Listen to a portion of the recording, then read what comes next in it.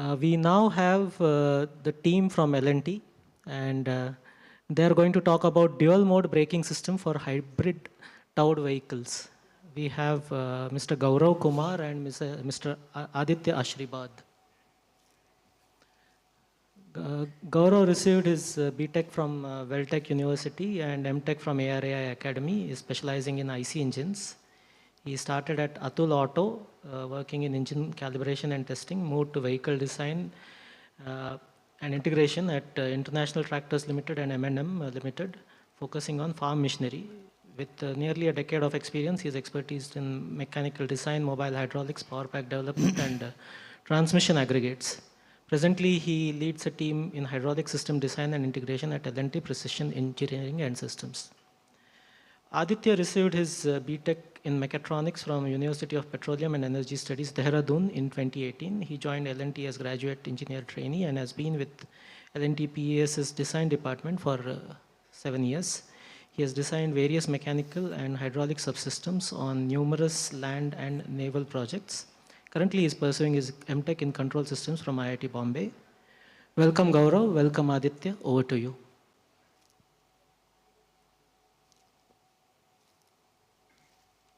Can we start the presentation? Please. Presentation.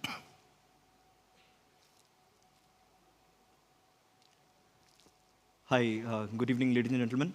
I'm Aditya, and along with me, Mr. Gaurav. Good evening. Thank you, sir, for the humbling introduction. So this here is our ACE product called as Trajan. It is basically a towed artillery, 155 mm bore, 52 caliper towed artillery. So this product is basically which has formed our basis for the design and evolution of our concept, which is called dual mode braking system in hybrid towed vehicles. Now, you have one glance of how hybrid towed vehicles look.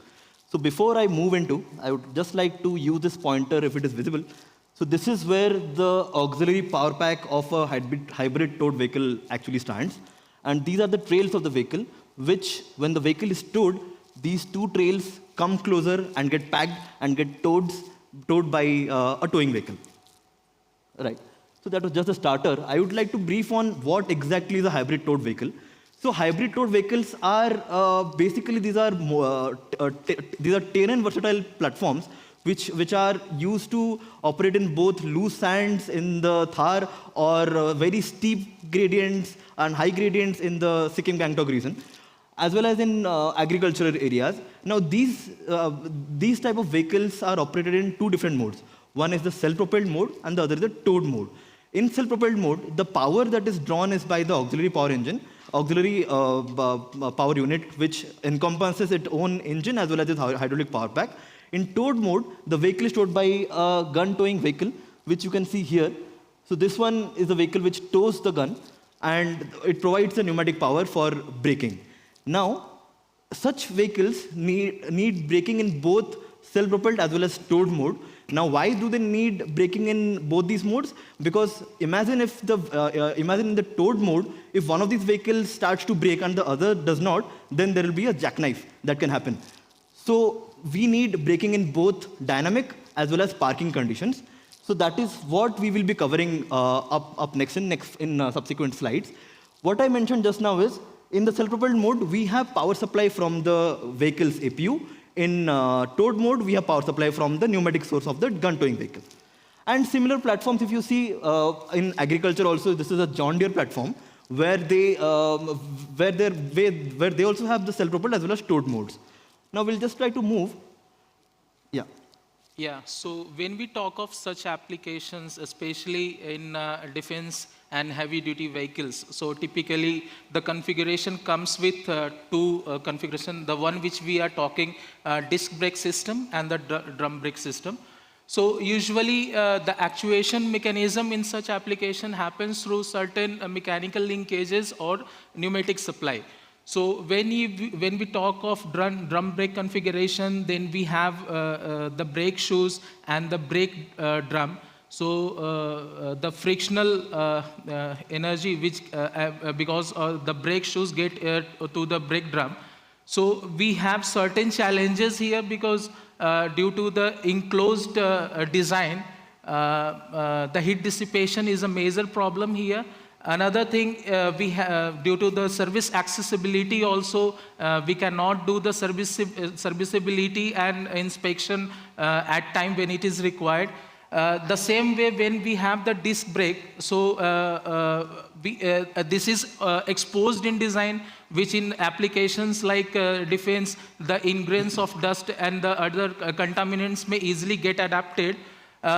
At the same time, we need to have a dedicated onboard air compressors as well, which is a continuous efficiency loss when adding to the dedicated power consumption from the wheel, and will also lead to the higher fuel consumption. So by looking at this perspective, so these were the typical brake types and the challenges that we were facing. Right. Thank you, Gaurav. So just like a brief, we will now, in subsequent to what Gaurav mentioned, we will cover two types of schemes here. The one that you see on the left side of the screen here is how typical hybrid towed vehicles have the braking system. And this is how we have improvised it. If you can see, normally there is a hydraulic power pack in the self-propelled mode. That's what I mentioned. It drives a hydraulic motor. Now that motor gets coupled to a clutch, which again gets coupled to a gearbox. Now this clutch is a hydraulically operated or a pneumatic operated clutch. When you operate the HPP, there is a pressure line which goes and engages the clutch. That is why you see the red line here connected to this. And then the drive transfers to the wheel. Right? In that particular condition, you can see the onboard compressor is used for applying the brake. Now what happens in the towed mode? Here if you see, there is no hydraulic oil supply available because the engine itself is shut. So that is why there is no clutch engaged, but the braking is required. So that is why you see the pneumatic supply from the towing vehicle is used to engage the brake here. Now what effectively we have done? We have resolved the critical problem of very high weights.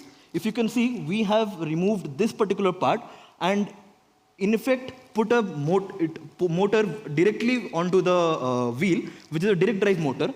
Now these motors have the capability of freewheeling, and they have 2 speeds available, as well as they have inbuilt multi-discs built into them. So we are minimizing the weight by a lot and minimizing the size gargantually. So if you see here, in this particular case, but how are you braking? During self-propelled mode, we are using the engine itself. There we have the charge pump running along with the engine because we have a HST there. Now the charge pump has a supply pressure of around 24 bar. That is typical to hydraulic systems. That pressure is, by the use of a hydraulic intensifier, gets amplified to the required pressure of something around 100 and 120 bar. And then we get the required braking in the towed as well as in the parking as well as the dynamic conditions. Same, when you see in the towed condition, we have this 6 bar supply from the vehicle. It can vary from 4.5 to 6 bar. Now that pressure gets amplified by another intensifier that we have built, which is called as a hydropneumatic intensifier. It intensifies the pressure from 6 bar to 120 bar, and then you see the brakes get applied. Okay, now I would like Gaurav to explain the requirement matrix for braking of the system. As you can see, the wheel motor itself is integrated with the clutch pack. So this clutch pack shares both the conditions what we need to have during the dynamic braking and during the parking brake itself. So we have these 2 ports, XD and X. So XD, the pilot chamber means we have a dedicated piston chamber which will be actuating through the oil supply, and this will be hydraulic intensifier, and that side we have a hydropneumatic intensifier as well. So already in natural state it will be in engaged condition, and when it needs additional power supply to get the parking brake disengaged. So as when we talk of the capability requirement, then we have the parking brake release. It can go up to the maximum torque requirement of 20,000 Newton meter, and the dynamic brake it can go 35,000 Newton meter. But when we talk in a specific of the clutch capacity, then it is the selection is done in such a way that it has higher clutch capacity in that conditions. Yeah. So now the crux of the matter is here. Now here if you see, we have depicted the wheels, the basic brakes of the motor that we saw in our previous slide. This part if you see, the XD section is the dynamic brake section and the X section is the parking brake section. When you move, we have basically modeled, this part is depicting one wheel, the dynamic brake of one wheel, and the parking brake of the other wheel. Similarly, we have two wheels for the platform. That's why two depictions for each of these. And now, how the braking happens is, if you can see, we have intensifiers here. This is a complete passive mechanism. What happens is, in the self-propelled mode, you need to disengage the parking brake first so that the vehicle is able to move freely. And then what you do is the charge pressure of the pump is used to engage this intensifier so that the pressure gets amplified, and by the use of the shuttle valve, the oil gets into the braking chamber and the parking brakes are released. And then what happens is, in the hydraulic intensifiers come into the loop. The same oil is utilized to intensify the pressure, and there if you see this volume goes through the shuttle valve and applies the dynamic brake as and when the person operating applies the brake. Same is the case for the towing vehicle. What happens is there is a selector switch. When the person who is driving the towed vehicle, when he applies the brake, the control signal reaches these intensifiers here, and the dynamic brakes are applied. What I missed to say is, normally there is a continuous signal that is coming from the towed vehicle, that is again a pneumatic source, that gets supplied to this part, and again we have shuttle. Through that, the pneumatic brakes are engaged and the vehicle is moving, and as and when the driver is required to brake, he applies the pedal, and proportionally this thing moves and the brakes are applied. So now what enables us in doing the part? Now this, if you see, these are the cross-section views of the intensifier that we used to negate the air compressors, if you can see. So to make the passive systems, what we saw is the low pressure oil or air, it would enter into this part, and these intensifiers are particularly used for the parking mechanism. That is why they have a spring return type of system. So when this pressure goes here, the area ratio here allows us to amplify the pressure, and this is where the required volume, just like we mentioned, there is some volume stored in the intensifiers that is required to apply the brakes. This volume gets into the brake chambers and the brake gets released. Similarly, the other type of intensifier that you see here the low pressure oil gets applied, but you need the dynamic brakes to be released at all times. So here, if you see in this particular port, there is a continuous charge pressure that gets in and ensures that the brakes are released. So in this particular application, there is a delta force that is more because of this area here. The bore area is more than the annular area. Now that force creates the intensification at this part, and the oil goes and helps us in applying the brake. So why do we need this oil replacement port? Now, in case there is a leakage and all, we have designed it so meticulously that if you can see through these seals, the oil can seep in and replenish the oil in that particular chamber. Now over to Gaurav. Yeah, so when we look at the testing and validation matrix, so the purpose was to validate each and every function that we sought to do for the vehicle validation as per the ATP's acceptance testing parameter. So the first one is the parking brake release. So this was basically to verify the pressure amplification via the hydraulic intensifier. So the result was we fully achieved at the target pressure. Then the dynamic brake actuation, this was in self-propelled mode again. So to validate the dynamic brake pressure from hydraulic intensifier again, smooth and proportional braking was observed. Then we had the parking brake release. So this was to confirm the low pressure air input amplified to high pressure via hydropneumatic intensifier we had. So reliable output, full brake release was observed. Then the dynamic brake actuation, this was in towed mode. So to test the hydropneumatic intensifier output for the required dynamic braking pressure. So we observed the stable and repeatable braking response at that particular time. Another one was that the static hold over the gradient. So this was to confirm the brake torque, whether it is sufficient in the loaded conditions or not. So no rollback of the wheels were observed. Another thing, to get this repeated over the period of time, so we conducted an endurance cycle for 1,000 cycles approximately. to evaluate the component wear and the repeatability pattern also, whether in the same fashion it is getting observed or not. So no leaks or fatigue were observed, and the pressure was within plus minus 5% of it. Great. So if you can see, the endurance cycle is what was most critical, and we proved it to be fine and tested it to be brilliantly working perfectly well. So the benefits in either of the mode agnostic braking that we are talking about. So in either of the mode, the braking was effective, and the sufficient torque was getting achieved. System weight optimization, like Aditya already covered this point. In the typical arrangement, we were having the wheel reduction gearbox, all those coupled through the clutches and all. So with all those sayings, we optimize the weight as well. Then this is fail-safe architecture. Through the validation point of view, we optimize the circuit in such a way that it was fail-safe.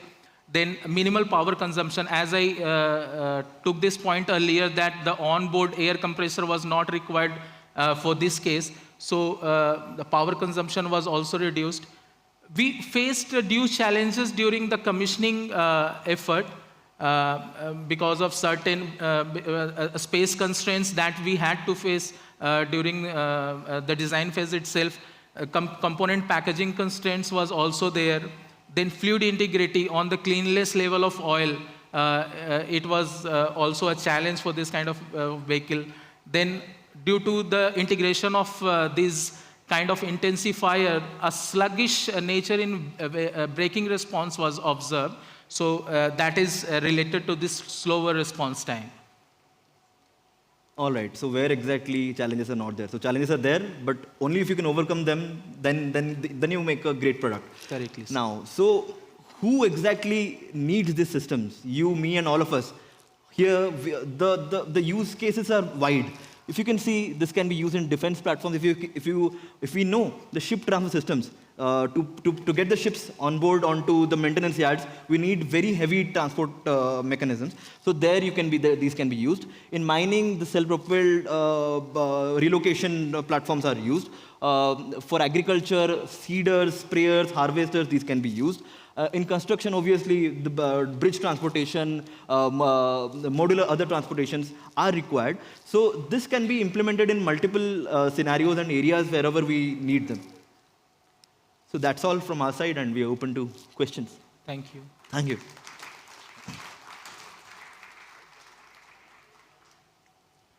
Thanks, Aditya and Gaurav. Thank you. Is there any questions for them? Yes, please, sir.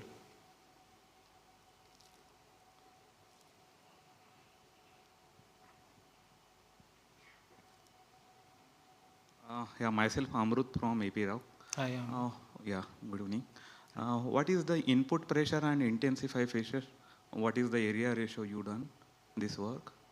Right, so trade secrets. But yeah, 24 bar, good.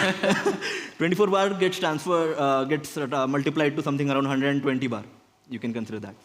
And 6 bar in the pneumatic line gets transferred to the same braking pressure. Same. And what is the meter per second velocity? We would like to keep that number to ourselves. Okay, Yeah. great. Thank you. Thank you. Thank you. Okay, so I'm Ravinder from Epiroc. So Hi, this Ravinder. is a really interesting topic. Thank you.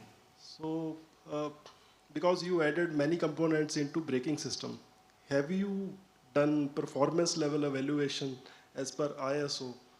Because if we increase the number of components, we generally don't meet the performance level criteria, which tells the system reliability.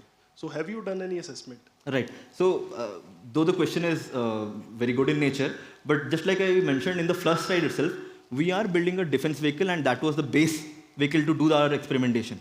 Now, ISO as such does not come into a loop when we are making defense platforms, because it is very custom made to suit our cases. So we have not gone for any standardization, but just like Gaurav mentioned, the testing that we have done is rigorous enough to beat any standard available across the globe. You would like to add? Though, as per the CMVR rules,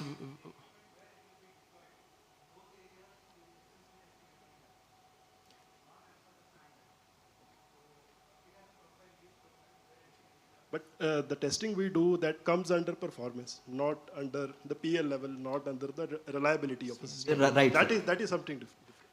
Right, sir. So basically the end user, for our case, it was the Indian Army or whoever it is we are exporting to. So they come in and they make their own benchmarks to do the testing. So as such, there is no guideline to do the overall. So CMVR lays down a particular braking distance ka guideline. You need to go to 6 or 14 meters about that. We are able to reach that. So that's how we are confident that our system is fine. Okay. Yeah, thank you.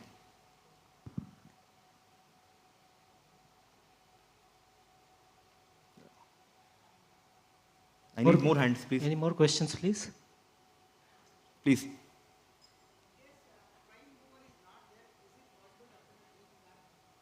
Sorry? Your voice is not audible. Basically, it's an operated by a prime mover, right? It's Correct. basically a trailer. You can say it as a trailer. In case prime mover is not there, is it possible to apply the brake in that condition? Yes, because we have the GTVs, means towing vehicle already in place.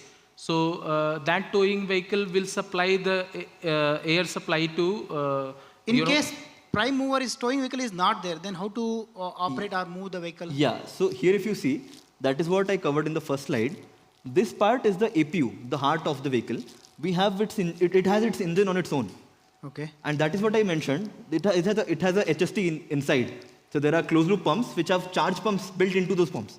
Okay. Now those charge pumps are used to supply pressure and apply the brakes. That is what we covered in the scheme. No, his question was if Yeah, the prime mover is not there in place. The GTV is not there, that is what he's asking. Okay. Yeah. So here if you see, in case the GTV is not there, even then the brakes are applied by the use of these intensifiers, which get supply from the charge pump, which is built inside the prime mover of the trailer itself, not the GTV. Okay. And in case of the GTV, this engine is not available, but we have a pneumatic source available. Okay. Yeah. And instead of using an intensifier, why can't we use directly a pump on the prime mover itself, and then from that you can apply the brake? Why the intensifier is it? Because the operation pressure is approximately 120 bar. That can be achieved by a regular pump itself. Yeah. Why the need of an intensifier here? Good question. We don't have an active source available when the vehicle is being towed. Now these vehicles have a duty cycle of 80 to 20%. They are towed 80% of their times, and 20% of their times they are in self-propelled mode, maybe lesser even. So in that particular case, all we have is a pneumatic source available.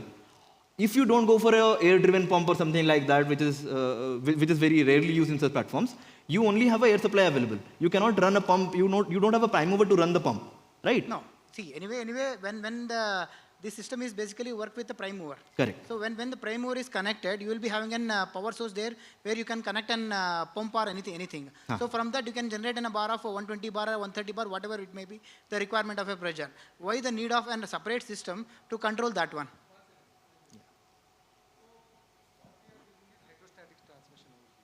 So it has a charge pump, actually. So this hydrostatic transmission is for the wheel drive, right? So in normal case, like whenever I am applying the brake, so I am using the charge pump pressure to intensify the pressure for the required brake pressure. So the main pumps will not come into the action in this point of time. We don't have a additional pump for that, actually. And whatever the engine power is there, that we are utilizing for basically the transmission of the self-propelled mode, no? Whatever the hydrostatic transmission is there, so that specifically goes for the wheel motors. That is completely goes for the wheel motors. And then the charge pump pressure itself, we are using it for the braking application. Yeah. I think there was a confusion in that question, what you answered. His question was on the GTV. When you're having a GTV, he is asking, why don't you just put a pump over there and then use the pressure? Why do you want to use a pneumatic line separately? Because a GTV could be any truck. So you don't have a PTO on that and a pump. So you always have a pneumatic supply. That's the reason. Yeah. Anyone else?